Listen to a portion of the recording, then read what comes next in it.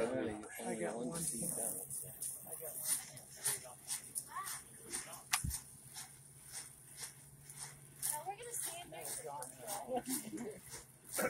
You're downwind on it. We're getting a little evaporative cooling going on here.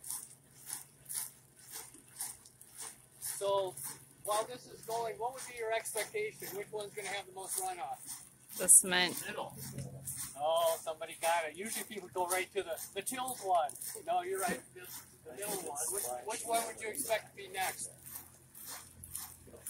Tilled. Yep. Which one after that? Whatever has stubble on it or light. Yeah, I'm not sure. We're going to learn together here. I don't know if the no-till or the cover crops for 6 weeks is going to perform better. It's kind of a guessing game. What about, and then, of course, the fence row should be the best. Now, you can start seeing already, look at the, what do you notice about the tilled one? It's filling up quicker. It's moving. But look at the color. Dirty. You're not just getting water, you're getting soil, and if you're getting soil along with the water, what's coming along with the soil probably? Phosphorus, other nutrients, manure. And this is working better than yesterday because you can see, here's your direct comparison between the runoff of till and no-till. And I would say, at least for right now, the cover crop, even cover crops just for 6 weeks. And this was lightly tilled before they put the cover crops in. It was not deep tilled, but there was some tillage before they put the cover crops in. So,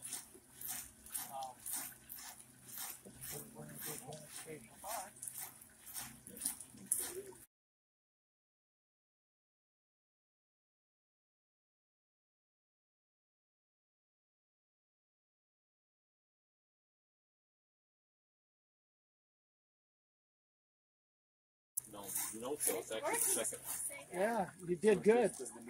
we take a look here. This is how much we rained. This bucket.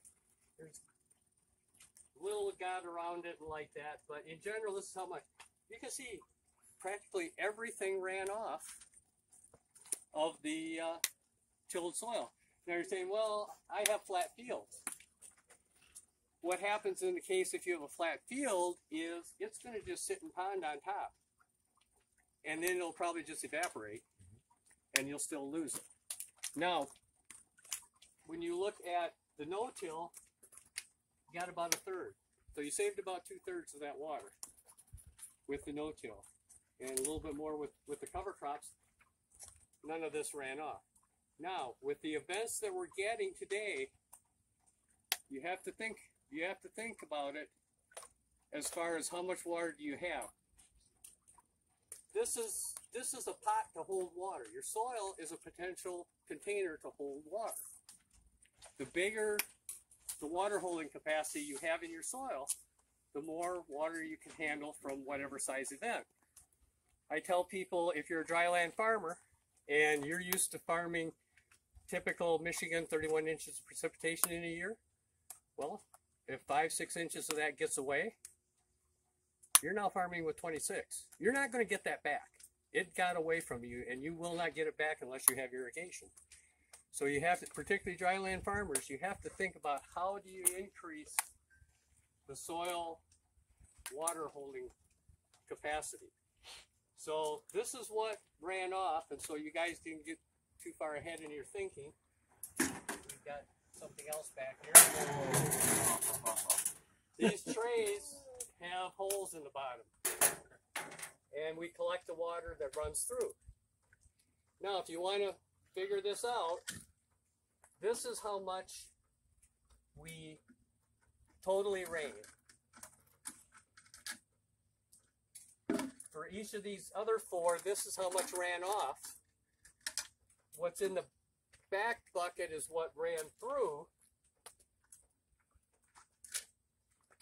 So if you add the two buckets and compare them to the center bucket, that's how much water was stored in the soil itself. So if you look at it, look at this. Nothing stored in the soil. Pretty much all ran off.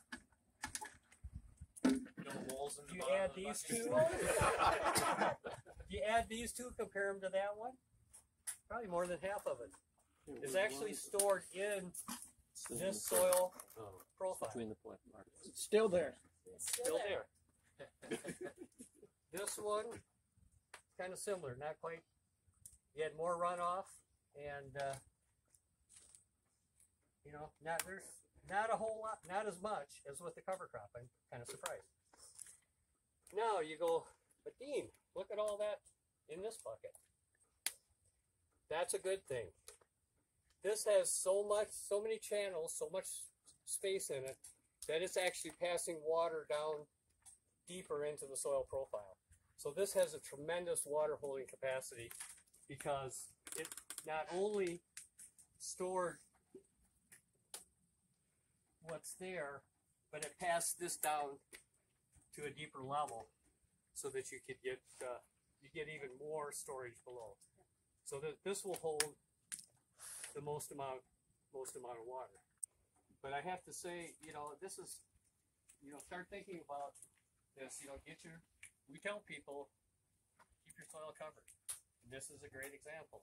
You know, it'd be real easy to just let that wheat stubble sit there and not do anything with it. But, you know, look at not only when we go look in the plots there, you'll see how much biomass there really was here until we messed it all up cutting the sample. Not only do you have a tremendous amount of biomass, but you also have all those root passages and soil aggregation is starting and things like that to help you out. Remember, soil organic matter has the ability to hold 6 to 7 times as much more water than just normal soil. So if you can increase your soil organic matter, which you do by growing cover crops, perennials, things that will give you that soil building capability, don't till it and burn it off. Keep it no-till. Again, you can increase your soil holding capacity even more.